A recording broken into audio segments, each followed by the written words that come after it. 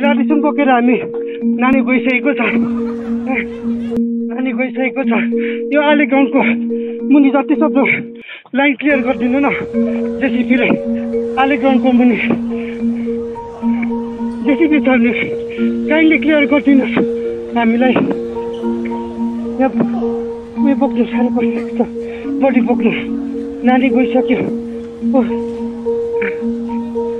आले गाउँको मुनि डल्लै